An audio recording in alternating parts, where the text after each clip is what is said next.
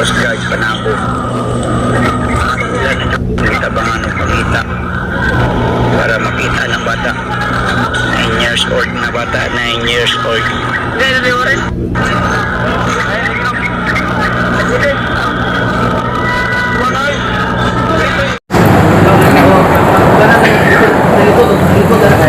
Okay, Cons, natay collision karon, pero di ba na ito itutulo ang may mga pambot kaya sa ila atong tanong kaya. Kasi pwede natin ang pambot na tungod sa kasong sa kanang sapa diya. Kaya, di makaya lang. Pwede na kun pag wala gyud atong sabayon sa dagat. Bayon. Ang rubber boat na ko dili sa sulod ang tulay. Hinamo na break water niya. Ibabaw. Number 3. Number 3. Okay. Tanan number 3. Dili mo kay customer. Sige. Tanan. Dila. Dila lang sa nagto. Number 2 kung halimbawa na ay kuan. Ayaw na kasi naging pangitaan na ano niyo na matagbalan na mas kurbada na pangitaan.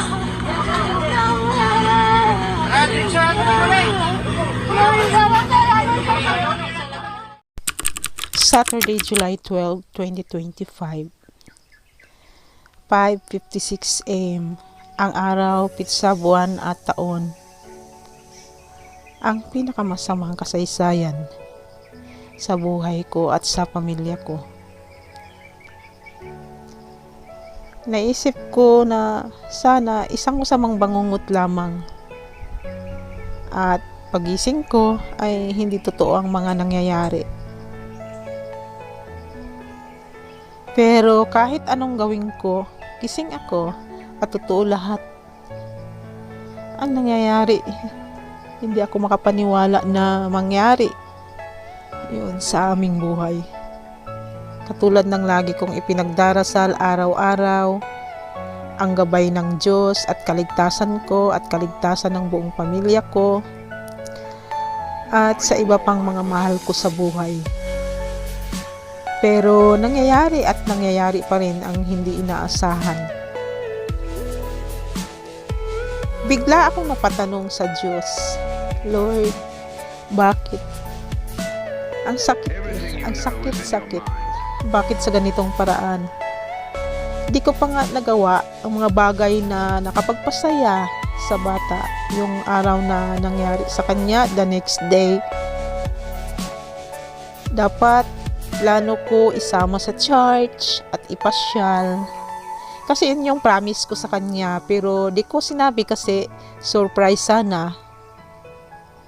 Pero sa di inaasahang pangyayari, kinuha mo na siya. God, it's too late yung surprise ko. Naunahan mo na ako. Di ko man lang siya nayakap at nahalikan.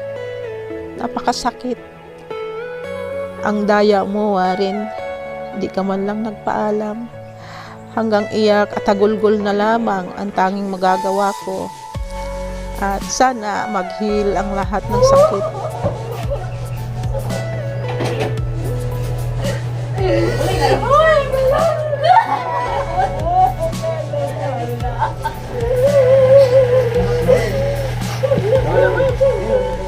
Ito na yata yung pinakamasakit, pinakamahirap na pagsubok na dumaan sa buhay namin.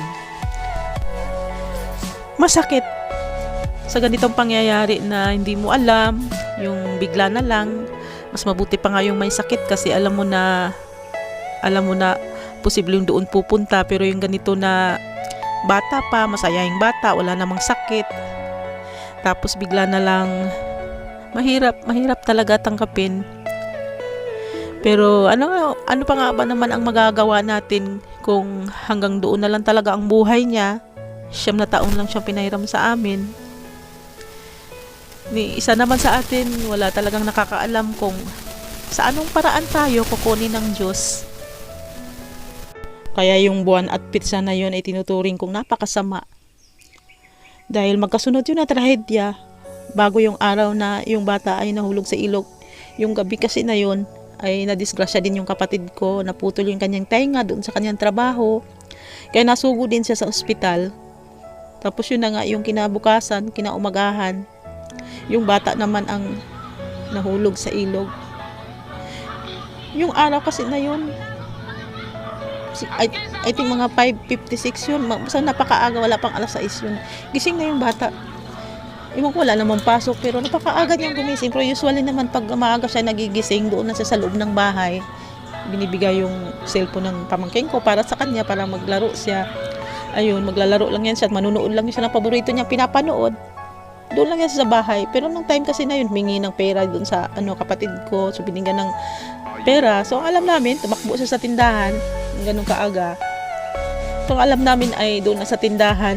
Pero minuto lang talaga na pagkatalikod. So, ako naman, gising nga ako ng time na yun kasi nga, alisa na kami dahil samahan ko sana. Schedule yun ng kapatid ko para sa kanyang tenga. So, kailangan ko siyang samahan doon sa ospital. So, nagulat na lang kami nung magdi-dressing sana ako sa tenga ng kapatid ko. Ayun ay, bigla na lang yung dalawang bata na wala rin kaming idea, nakasama pala niya doon sa ilog na ibinalita sa amin na yung ganun nga, nahulog daw si Warren sa ilog. Parang hindi nga ako makapaniwala. Naisip ko baka tinulak ng mga bata. Yung kaagad yung unang pumasok sa isipan ko. Naisip ko, sana nagbibiro lang sila. Para akong tuod na di makapaniwala. Di makakilos. Di ko alam kung ano ang gagawin ko. Pero kahit anong isipin ko, kahit ano pa ang gagawin ko, talagang nangyayari na at wala na akong magagawa pa. Itong ilog na ito ay halos 3 minutes ang hakbang mula sa likod ng aming bahay. Na mga oras na yon, ayaw ko sanang makita itong ilog na to. Pero nag-request kasi yung tita ko, gusto niya magpasama dahil gusto niya makita yung ilog kung saan banda nangyari, kung saan siya nahulog at kung saan siya banda nakita. At kung makikita nyo, ang daming mga residente dito, ayan, nakabukas lang talaga siya, wala talaga siyang harang. So, isa yun sa kapabayaan ng ginawa ng gobyerno. At dito siya banda nakita. So, makikita dito, malinaw niya yung tubig, sabi nga nila. Malinaw na dahil nakakuha na ng buhay ng tao. Ayun yung mga sabi nila, yung mga paniniwala. At nakakasama lang ng loob kasi sa dami ng mga residente dito, dami nakatira at alam kong mayroong marunong lumangoy, magaling sumisid, pero ni isa wala talagang nagbuwis buhay talaga para sumagip ng buhay ng bata. At nakakasama ng loob kasi yung pagpipistahan lamang nila, nagpapasikata na sa pagkuha ng bata pero patay na. Wala man lang sila nung buhay, nagpapasikatan na lang pero bangkay na nung nakuha nila, yung paglalamayan na. At itong ilog na ito, ginawa ito ng gobyerno, yung kapabayaan nila, wala talagang, hindi nila nilagyan ng harang porkit tago. At hindi katulad sa mga ibang lugar na nakikita ko, may mga harang, may mga gate, yung safe talaga at wala pang gaano mga residente doon. Dito, ang dami mga residente na nakatira dito. Maraming pwedeng mahulog. Kunting pagkakamali mo lang dito, talagang mahuhulog ka kasi walang harang siya. Hindi talaga siya safe. At dapat nga safe ito dahil ang dami mga residente dito. Pero wala. Itong niretrap na to ay nung umagang yun na nangyari yun ay may mga trabahante na rin nagising, nakakita doon sa bata na nahulog, nalunod, kumakaway, nagmamakaawa, humihingi ng tulong pero nakatingin lang sila, video lang sila. Kaya talagang hindi makasi sa kanila nangyari. Kaya parang wala silang pakialam.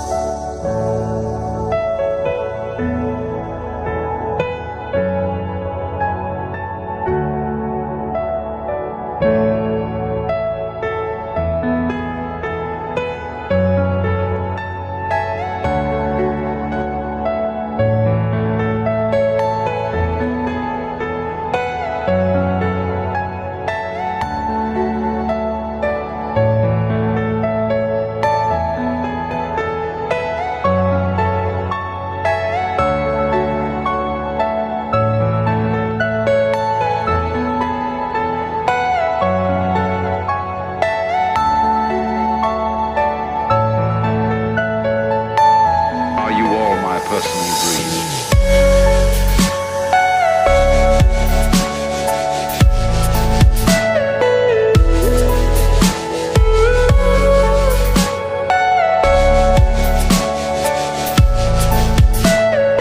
Everything you know is in your mind.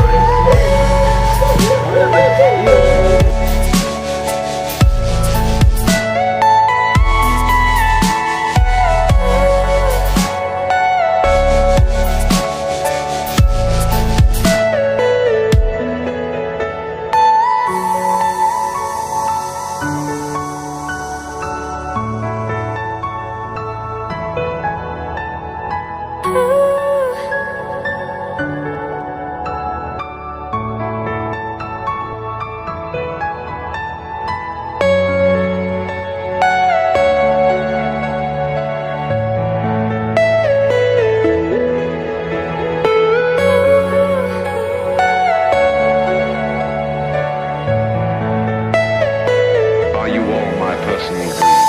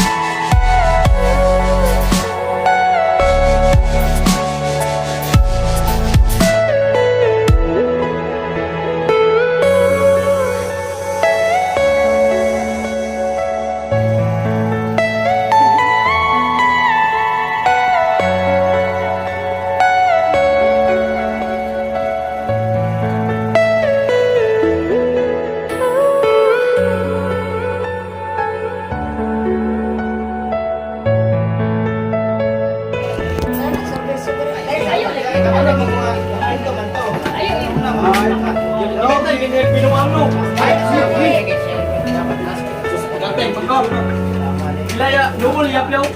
Lo, hindi ka gikuan yun, sinirong. Dos.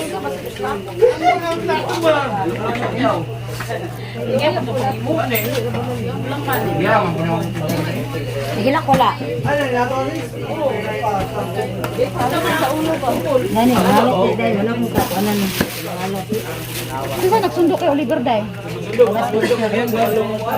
Kasi doon, ayan ko kanila boda. Doon. Sabi nga, ito man ako. Ito. Tabang ya kagluto dong.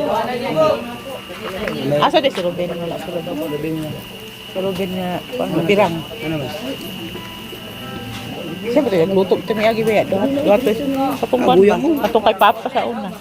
Ito yung buyang, may buyang. Duha mo to sila, si Guyang. Wala di si Ruben pa rin di. Wala di si Ruben di ay? Wala di si Ruben? Ha? Ayaw, puta picture niya. Bisa mo ang eh, si Kwan ito, mga muta ano tinagsalipay. Tuloy na tulog.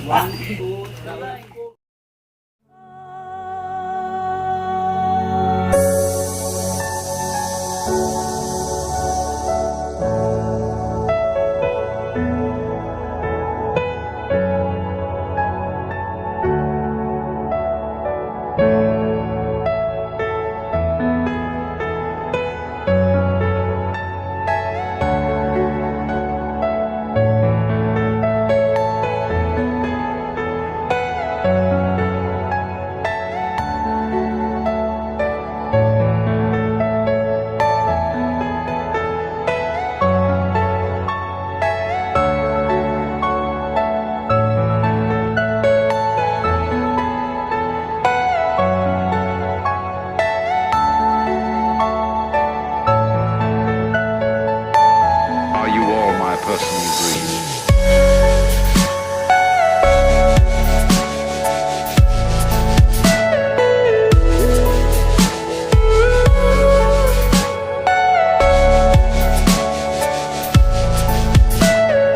Everything you know is in your mind.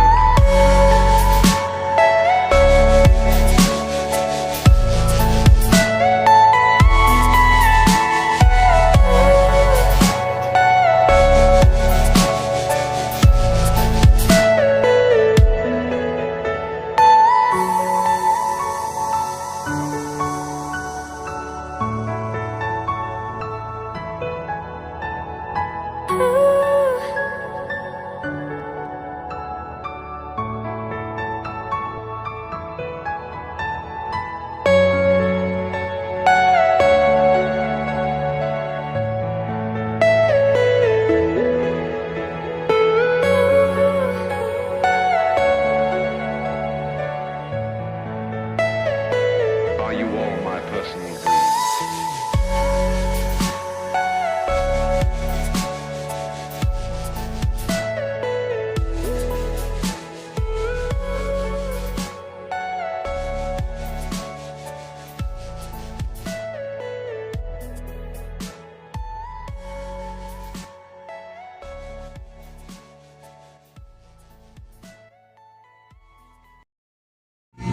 At ang birthday celebrant. Ano yung sunte?